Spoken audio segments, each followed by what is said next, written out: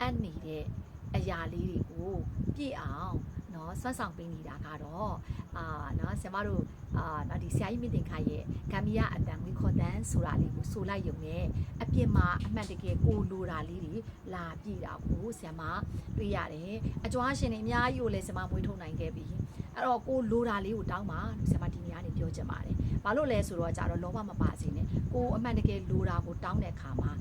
ပေးလာတယ်ပေးတဲ့အခါမှာကိုကပြည့်သွားရင်ဘာဖြစ်လဲစိတ်ကပျော်လာစိတ်ပျော်ရင်နောက်ထပ်နော်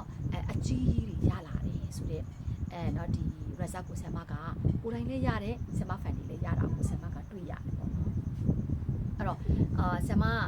ပေါ့နော်ဒါကဒီနေ့ဂျွန်ဘယ်လောက်လဲ16ရက်နေ့ဆရာမ14ရက်နေ့ကကြွားတာလားမသိဘူးကားလေးတစ်စီးအမှတ်နော်အမှတ်နော်ဒီsorry ကား430တန်းကားလေးဝင်နိုင်ပါပြီဆီယာမပေါ့နော်ဆီယာမရဲ့ကြီးစုကြောင့်ဆိုဆီယာမလေး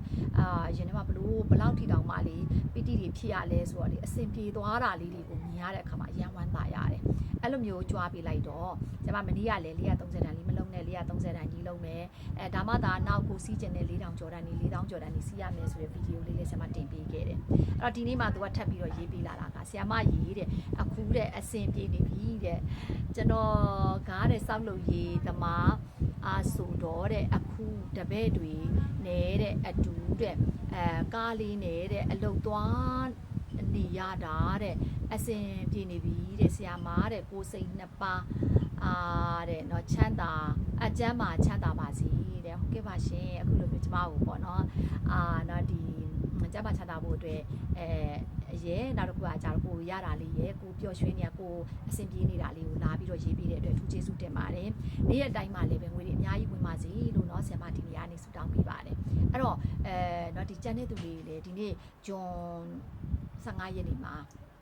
ဟုတ်ပြီเนาะဒီနေ့ဂျွန်16ရက်နေ့ဂျွန်16ရက်နေ့မှာเนาะကိုလိုတာလေးတွေရဖို့အတွက်ဆရာမဒီနေ့ကားလေးတားခဲ့ထားလိုက်မယ်ဟုတ်ပြီเนาะအတူတူရွတ်အောင်ထွင်ကား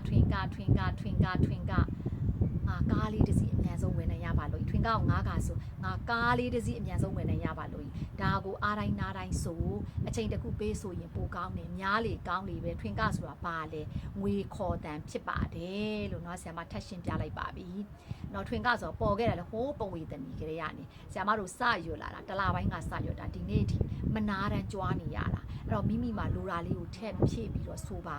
ကားလိုတဲ့သူကကားဆိုင်ကယ်လိုတဲ့သူကဆိုင်ကယ်ငွေလိုတဲ့သူကငွေဟုတ်ပြီနော်နော်ဆရာမလည်းအရန်ကိုဝမ်းသာရပါတယ်နော်ဒီနေ့မှလည်းကားတွေရကြပါစေလို့ဆရာမဆုတောင်းပေးပါတယ်